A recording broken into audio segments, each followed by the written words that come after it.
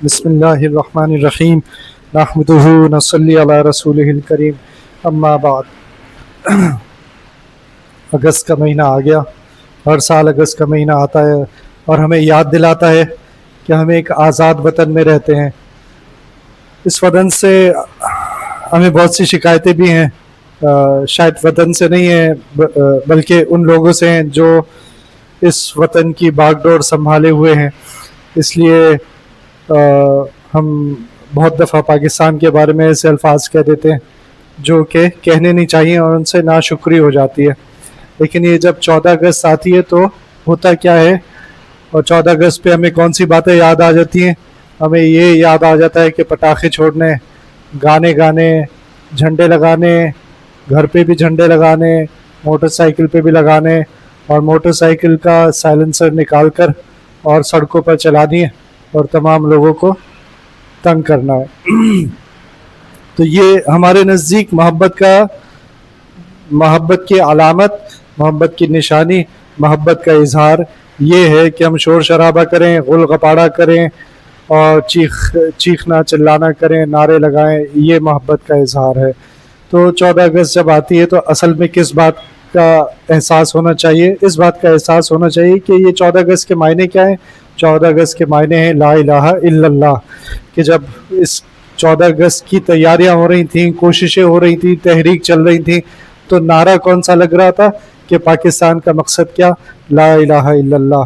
اور یہ لا الہ الا اللہ کسی زمین کے ٹکڑے پر نافذ نہیں کرنا تھا، زمین کا ٹکڑا تو بے جان ہوتا ہے، کسی درخت پر نافذ نہیں کرنا تھا، اس کی بھی اللہ تعالیٰ نے اس کے اوپر بھی یہ بوجھ نہیں ڈالا، یہ نافذ کرنا تھا اس قوم پر جس کو اللہ تعالیٰ نے یہ نعمت دی تھی، وطن کی نعمت دی تھی، ایک الگ جگہ دی تھی جہاں پر وہ اپنے دین پر عمل کر سکیں۔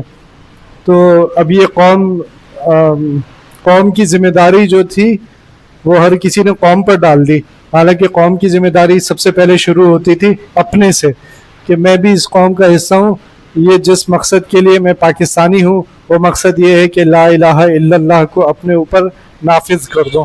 لیکن میں اپنے اوپر بھی نافذ نہیں کر سکا، لیکن شکایت مجھے پورے پاکستان سے ہے، شکایت مجھے اپنے سیاستدانوں سے بھی ہے، اپنے افراد سے بھی ہے، اور وہ تمام لوگ جن کے پاس اختیار ہے ان سب سے شکایت ہے۔ لیکن میں یہ بھول جاتا ہوں کہ مجھے بھی اللہ تعالیٰ نے اپنے اوپر اختیار دیا تھا۔ یہ 6 فٹ کا جو جسم تھا، مفتی تقی اسماعیل صاحب فرماتے ہیں یہ وہ وطن ہے جس پر اللہ تعالیٰ نے تمہیں اختیار دیا تھا، لیکن تم نے اس پر بھی لا الہ الا اللہ کو نافذ نہیں کیا۔ آج ہماری حالت کیا ہے؟ ہم پاکستانی کہاں نظر آتے ہیں؟ سب سے زیادہ کہاں نظر آتے ہیں؟ ہسپتالوں میں۔ جہاں بھیڑ دیکھنی ہو نا، بھیڑ جہاں لوگوں کا ازدحام ہے، وہ کون سی جگہ ہیں؟ ہسپتال ہیں۔ اس کے علاوہ کون سی جگہ ہیں؟ جیل ہیں، جیل خانے جہاں پر مجرم رہتے ہیں یا مجرموں کو رکھا جاتا ہے۔ اس کے علاوہ کون سی جگہ ہیں؟ عدالتیں ہیں جہاں پر ایک دوسرے کے اوپر کیس چل رہے ہیں۔ اس کے علاوہ اچھا یہ وہ جگہ ہیں جہاں جھگڑوں کی وجہ سے لوگ جا رہے ہیں، آپس کے تعلقات خراب ہونے کی وجہ سے بیماریاں پھیل رہی ہیں، دل کی بیماریاں پھیل رہی ہیں، ٹینشن ہو رہی ہے اور سٹریس ہو رہا ہے۔ تو یہ وہ لوگ ہیں جو کسی نہ کسی مصیبت میں گرفتار ہیں، تو وہ ان جگہوں پر جا رہے ہیں۔ جو لوگ مصیبتوں میں گرفتار نہیں، وہ کہاں جا رہے ہیں؟ وہ بازاروں میں جا رہے ہیں، وہ وہاں پہ اپنا وقت گزار رہے ہیں، وہ ہوٹلوں میں کھانے جا رہے ہیں۔ آپس میں ہماری بات چیت بھی اس کہ جو ہمارے پسندیدہ موضوع ہیں وہ کیا ہیں؟ فلاں نیا ہوٹل کھلا، وہاں تم نے کھانا کھایا، وہاں کا ٹکا کھایا، وہاں کی کڑھائی کھائی، وغیرہ وغیرہ۔ یہ ہمارے پسندیدہ موضوع ہیں، اور ہم ایک دوسرے سے سبقت لے جانے کی کوشش کرتے ہیں کہ یہ بتانے میں فخر محسوس کرتے ہیں کہ میں نے تو وہاں کا کھانا کھایا، تم وہاں کا کھانا کھاؤ۔ اسی طرح چائے خانے ہیں کہ رات کو 12، 1، 2 بجے تک چائے خانے کھلے ہوئے ہیں۔ اس ملک کے حالات اتنے خراب ہیں، لیکن ہم کس وطن تو ہمارا آزاد ہے، لیکن نفس ہمارا غلام ہے۔ کس چیز کا غلام ہے؟ خواہشات کا غلام ہے، تہذیب کا غلام ہے۔ ہم اس تہذیب کے غلام ہیں جس سے اللہ تعالیٰ نے ہمیں آزادی دلائی تھی، انگریزوں کی تہذیب، اس کے ہم اس حد تک غلام ہیں کہ ایک اور جگہ بھی ہے جہاں پہ بہت زیادہ رش لگا ہوا ہے، وہ ہے امریکہ کی، جرمنی کی، برطانیہ کی، کینیڈا کی، ایمبیسیز. یہاں آپ جائیں تو ایسا لگے گا کہ پاکستان میں آگ لگ گئی ہے، اور پاکستان سے بھاگنے کا، پاکستان سے بچنے کا ایک ہی طریقہ ہے، اور وہ یہ کہ کسی ایسے ملک میں چلے جاؤ، مغربی ملک میں چلے جاؤ، اور وہاں اپنا فیوچر بناؤ. تو اللہ تعالیٰ جو لوگوں کو بلندی پر لے کے جاتے ہیں وہ آسان حالات میں نہیں لے کے جاتے، بلکہ مشکل حالات میں لے کے جاتے ہیں. کبھی ایسا نہیں ہوتا کہ آسان حالات میں اللہ تعالیٰ کسی کو بلندی پر لے جائے. لہذا اگر ہم تاریخ کا مطالعہ کریں، سیرت کا مطالعہ کریں، صحابہ کرام رضی اللہ عنہم ان کی زندگی کا مطالعہ کریں، تو ہم دیکھیں گے ان کے اوپر جیسے جیسے مشکل وقت آئے اللہ تعالیٰ ان کو اصل میں بلندی پر لے جانا چاہتے تھے. تو آج ہم ان کے نام جانتے ہیں، ورنہ کون جانتا کہ ابو قحافہ کے بیٹے کا نام کیا تھا؟ یعنی حضرت ابو بکر صدیق رضی اللہ عنہ کو کون جانتا کہ حضرت عمر کون تھے، حضرت علی کون تھے، خالد بن ولید کون تھے، ابو ہریرہ کون تھے؟ یہ وہ لوگ تھے جنہوں نے بہت سختیاں برداشت کی، مشکل حالات میں استقامت اختیار کی، اور اللہ تعالیٰ نے ان کو ایسی بلندی پر لے گئے کہ ان کے لیے قرآن شریف میں فرما دیا کہ اللہ تعالیٰ ان سے راضی ہو گئے اور وہ اللہ تعالیٰ سے راضی ہو گئے، دونوں ایک دوسرے سے راضی ہو گئے. تو ہم پہ جب مشکل وقت آیا، یہ وہ کشتی تھی جس کو ہمارے والدین نے بڑی محنت سے بنایا تھا. اس پاکستان کو اپنی جانیں دیں، اپنا ملک چھوڑ کر آ گئے، اور راستے میں ان کو کسی کی اولاد کو قتل کر دیا گیا، کسی کے ماں باپ کو، اور اتنی قربانیاں دینے کے بعد یہاں پر آئے تھے. یہ وہ کشتی تھی جس کو اتنی محنت سے بنایا تھا. آج ہم پہ ذرا سی مشکل آتی ہے تو ہم کہتے ہیں یہ پاکستان تو رہنے کے قابل نہیں ہے، نکلو یہاں سے. کسی نے کہا تھا پاکستان سے زندہ بھاگ.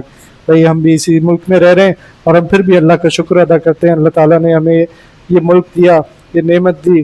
اس ملک سے محبت اگر ہے تو وہ صرف جھنڈے کی حد تک نہیں ہونی چاہیے، وہ موٹر سائیکل کے سائلنسر کی حد تک تو بالکل بھی نہیں ہونی چاہیے، بلکہ یہ کہ میں اس ملک کے لیے کیا کر سکتا ہوں. ہر وقت ہمارا بس یہی ہمارے ذہن پہ سوار ہوتا ہے کہ یہ ملک رہنے کے قابل نہیں ہے، یہاں سے نکلنا چاہیے. جو نکل سکتا ہے وہ نکل جاتا ہے. جس کے پاس یہاں تک کہ ماں باپ قرضے لے کر اپنی اولاد کو باہر بھیج رہے ہیں، اور پھر ایسے وقت بھی دیکھتے ہیں کہ 40-50 لاکھ روپے خرچ کر دیا اولاد کو باہر بھیج کر، اور جب ماں باپ کی تدفین کا وقت آیا تو اولاد واپس نہیں آئی، ان کو دفنانے کے لیے واپس نہیں آئی.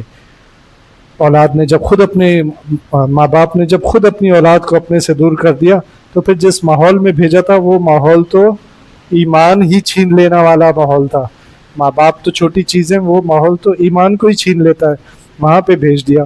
اب اولاد کے پاس اتنی محبت دل میں نہیں تھی، اتنا پیسہ وہ خرچ نہیں کر سکتے تھے کہ ماں باپ کی تدفین کے لیے آتے. تو بھئی ہمیں اگر اس کلمے کی اہمیت کا احساس ہے، لا الہ الا اللہ کا احساس، تو ہمیں اس ملک کی اہمیت کا احساس ہونا چاہیے کہ یہ دنیا کا واحد ملک ہے جس کو اس مقصد کے تحت حاصل کیا گیا تھا. وہ مقصد تو حاصل نہیں ہو سکا، لیکن کیا میں اپنی زندگی میں اس مقصد کو حاصل کر سکتا ہوں؟ بالکل حاصل کر سکتے ہیں. اور اگر دنیا میں کوئی ملک ہے جہاں پر اسلام پر عمل کرنے کی آزادی ہے، وہ آج بھی پاکستان ہے. جنہوں نے دنیا دیکھی ہے، جو دنیا کے اسلامی ملکوں میں بھی گھومے اور غیر مسلم ملکوں میں بھی، تو ان کو پتہ ہے کہ اگر کسی ملک میں آزادی ہے تو وہ پاکستان وہ ملک ہے. تو ہمیں اس نعمت کا احساس ہونا چاہیے اور شکر والی زندگی گزارنی چاہیے. ہمیں یہ جو باجے بجانے کے بجائے ہمیں سنتیں پڑھنی چاہیے، ہمیں نفل ادا کرنی چاہیے شکرانے کے، اور اپنی اولاد کو بھی بتانا چاہیے، ان کو ترغیب دینی چاہیے کہ یہ ملک جو ہے بہت بڑی نعمت ہے، شکرانے کے 2 نفل ادا کر لو. یہ ہم صرف سکھانا شروع کر دیں اپنی اولاد کو، تو ہمارا یہ ملک وہ ہے نا کہ اگر ایک برے آدمی سے کم کرنا ہے دنیا کو تو اپنے آپ کو اچھا کر لے. اگر دنیا میں ایک نیک آدمی پیدا کرنا ہے تو اپنے آپ کو نیک بنا لیں. تو ہم اپنے آپ کو نیک بنا لیں تو پاکستان میں کم از کم ایک آدمی کا تو اضافہ ہو جائے گا جس کو ہم کہہ سکیں گے کہ نیک ہے. تو یہ جو ہم نے وطن تو آزاد حاصل کر لیا ہے، لیکن ہمارا نفس ابھی بھی غلام ہے خواہشات کا اور مغربی تہذیب کا. اللہ تعالی ہمیں اپنے وطن کی نعمت کو سمجھنے کی توفیق عطا فرمائے، اپنے وطن سے اور اس وطن کے مقصد سے सच्ची मोहब्बत नसीब फरमाए। रब्बना तक़ब्बल मिन्ना इन्नका अंतस समीउल अलीम व तुब अलैना इन्नका अंतत तव्वाबुर रहीम।